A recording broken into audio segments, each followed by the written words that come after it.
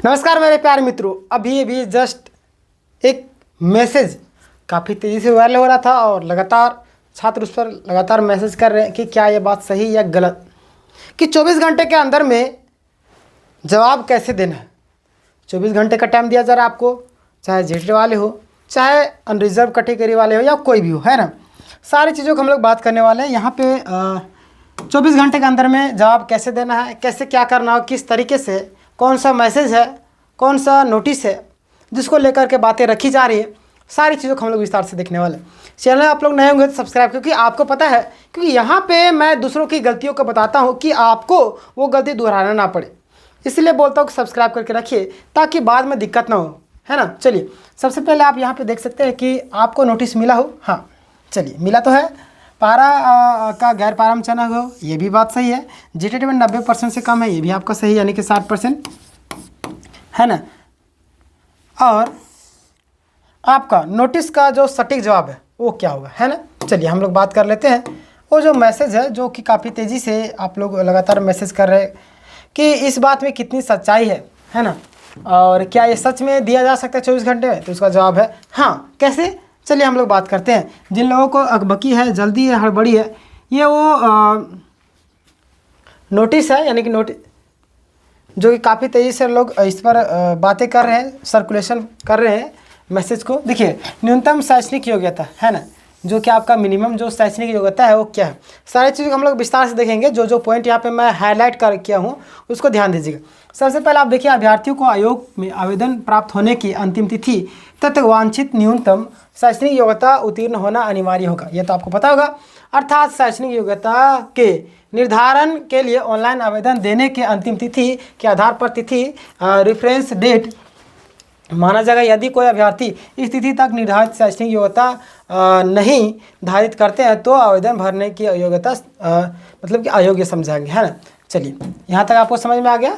अब यहाँ पे देखिएगा पॉइंट नंबर 2, इस विषय यानी कि अभ्यर्थी जिस विषय या विषय समूह से शिक्षा पात्रता परीक्षा, है ना, उत्तीर्ण होंगे, आपको पता है ना, उत्तीर्ण होंगे, उसी विषय समूह में राज्य स्तरीय मेगा सूची के आधार पर सहायक आचार्य नियुक्ति के पात्र होंगे। यानी कि जो भी आपका सब्जेक्ट है ना, जो भी आपका सब्जेक्ट है उसी के आधार पर अगर आप पास करते हैं तो उसी सब्जेक्ट के लिए आप क्या होंगे, योग्य माने जाएंगे। आगे देखिए, यहाँ पे देखिएगा, यहाँ पे देखिएगा परीक्षा का स्वरूप, ये जो नोट किया हुआ पॉइंट यहाँ पे ध्यान दीजिएगा।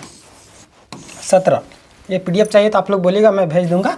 आयोग द्वारा कंप्यूटर आधारित परीक्षा यानी कि सीबीटी मोड में ली जाएगी तथा किसी विषय की परीक्षा यदि विभिन्न समूहों में लिया जाता है, क्या, विभिन्न समूहों में, है ना, तो अभ्यर्थी के प्राप्तांक यानी कि नॉर्मलाइजेशन किया जाएगा। आपको यहाँ पे किया गया है, यानी अगर एक से अधिक शिफ्ट में लिया रहा तो आप लोगों का नॉर्मलाइजेशन प्रक्रिया अपनाई जाएगी, ये तो लिखा हुआ है ना। और जो लोग नॉर्मलाइजेशन को लेकर परेशान हो तो यहाँ पे देख लीजिए।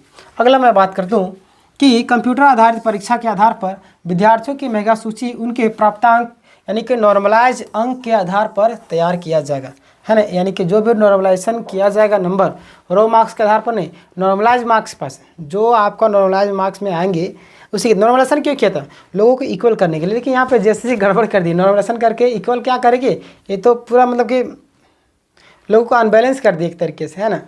दो नजरी जिसको बोलते हैं वैसे कर दिए। इतना नंबर का अलग फर्क होना समझ में आ रहा है आप लोग। तथा परीक्षा फल प्रकाशन के पश्चात उन्हें नॉर्मलाइज अंक ही दिया जाएंगे, यानी कि परीक्षा फल जो प्रकाशित होगा उसमें आपको नॉर्मलाइजेशन जो किया गया है, कितना नंबर बढ़ा कितना नंबर घट रहा है, उसी के आधार पर आपको दिया जाएगा, है ना। यहाँ से क्लियर हो गया। अब हम लोग आगे बात करते हैं। आगे वाला देखिएगा, ये वाला देखिए, है ना। जो मैं पॉइंट यहाँ पे लाया हूँ उसको ध्यान दीजिएगा। पता है ना आप लोगों को, मैं ऐसे वीडियो नहीं बनाता हूँ, कहीं ना कहीं सारी चीज़ें रिसर्च करके जानकारी लेकर के बनाता हूँ, इसीलिए आप लोग सब्सक्राइब कर लीजिएगा। देखिए यहाँ पे माध्यमिक परीक्षा के अनुरूप, है ना, मातृभाषा विषय में प्राप्त अंक मात्र क्या लिखा हुआ, हर क्वालिफाइंग होगा, है ना। यानी कि ये जो आपका परीक्षा जो आपका क्वालिफाइंग मार्क होगा, और इस पत्र में न्यूनतम आपको 30% अंक लाना अनिवार्य है। कितना, 30% आपको पता है ना। देखिए, और अभ्यर्थी द्वारा इस पत्र में न्यूनतम 30% अंक अर्जित करने के उपरांत ही उनके अन्य पत्रों की जांच होगी। यानी कि आपको पता है कि अगर आप 30% नहीं ला पाए तो आपको दूसरा पेपर नहीं जांच होता, ये तो आप सबको पता होगा, है ना। इसका प्राप्तांक मेगा सूची के निर्णय हेतु नहीं जोड़ा जाएगा, यानी कि ये जो है आपका रिजल्ट के लिए आपको नहीं जोड़ा जाएगा, है ना। मेगा सूची मतलब समझ लेना। अगला आप इधर देख लीजिए, प्राप्त मेगा सूची के आधार पर अभ्यर्थियों की शैक्षणिक प्रशैक्षणिक जाति प्रमाण पत्र यानी कि स्थानीय प्रमाण पत्र, अनुभव प्रमाण पत्र की जांच की जाएगी। ये भी आप ध्यान दीजिए। अगला मैं आपको बताऊं, यहाँ ध्यान दीजिएगा,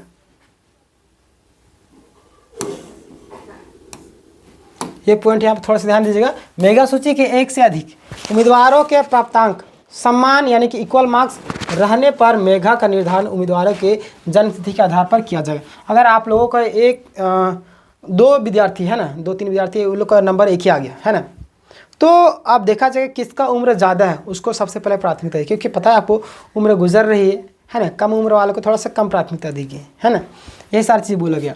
और देखिएगा, जन्मतिथि के आधार पर किया जाएगा तथा अभ्यर्थी जिसका उम्र ज़्यादा होगी उन्हें अपेक्षाकृत ऊपर स्थान मिलेगा। यदि एक से अधिक उम्मीदवारों का प्राप्तांक और जन्मतिथि समान होगी तो परीक्षा के निर्णय कार्मिक प्रशासनिक सुधार एवं राजभाषा विभाग द्वारा लिया जाएगा, है ना। अगर सभी का एक से अधिक मतलब लगभग सेम ही है तो वहाँ पे वो आयोग निर्णय करेगी कि उनको क्या करना है, किसको रिजल्ट देना है, किसको नहीं देना है ना। आगे ध्यान दीजिएगा, मैं जो पॉइंट लाया हूँ ध्यान दीजिएगा, उसके बाद मैं आपको लास्ट में बताने वाला हूँ।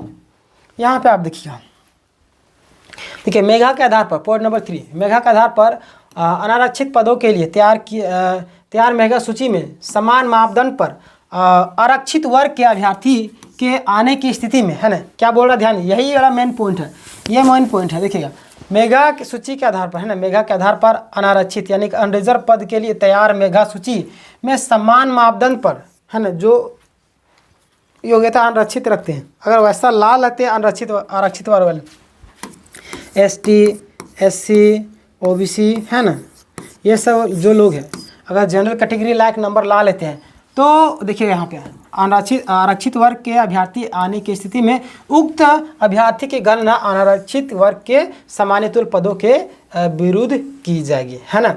देखिएगा यहाँ पे क्या बोल दिया गया, ध्यान दीजिएगा, यहाँ पे विरुद्ध बोल दिया जाएगा, यहाँ पे क्या बोल दिया, यहाँ पे पॉइंट को ध्यान दीजिएगा कि मेगा के आधार पर अनारक्षित पद के लिए यानी अनरिजर्व के लिए तैयार मेगा सूची में, है ना, समान मापदंड पर यानी कि जो उनकी योग्यता है उसके उस पर खरा उतरते हैं तो आरक्षित यानी कि जो ST SC OBC वाले जो आरक्षित वर्ग के श्रेणी वाले अभ्यर्थी वर्ग के आने के स्थिति में, है ना, उक्त अभ्यर्थी की गणना अनारक्षित वर्ग के अनुरूप पदों के विरुद्ध होगा, है ना।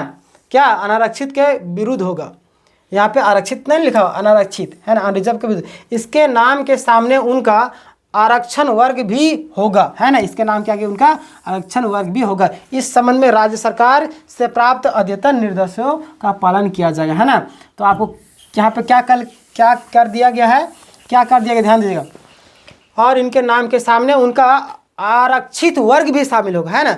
और इस संबंध में राज्य सरकार से प्राप्त अद्यतन निर्देशों का पालन किया, यानी कि राज्य सरकार से जैसे कि आपका जिला वाइज हो ना, अभी राज्य जो होगा उसके आधार पर आपको किया जाएगा। यहाँ से आपको क्लियर होगा, यही आप लोग अगर चाहते हैं तो ये सारी सूचना को लेकर के आप वहाँ पे GSSC ऑफिस जा करके बात कर सकते हैं ना।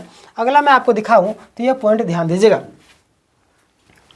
उक्त कंडिकाओं के आधार पर सामान्य मेगा सूची तैयार की जाएगी और तदोपरांत रिक्तियों के सापेक्ष आरक्षण कोटि चयन सूची गठित की जाएगी। परीक्षा में न्यूनतम अर्हता अंक से कम अंक लाने वाले अभ्यर्थियों की मेगा सूची में शामिल नहीं किया, यानी कि अगर परीक्षा में जो न्यूनतम मार्क्स है अगर वो नहीं ला पाते तो आपको शामिल नहीं किया जाएगा। ये बहुत अच्छी बात है, तो करना ही चाहिए। पॉइंट नंबर 20 यहाँ पे देखिएगा कि अभ्यर्थियों के प्रमाण पत्रों का सत्यापन।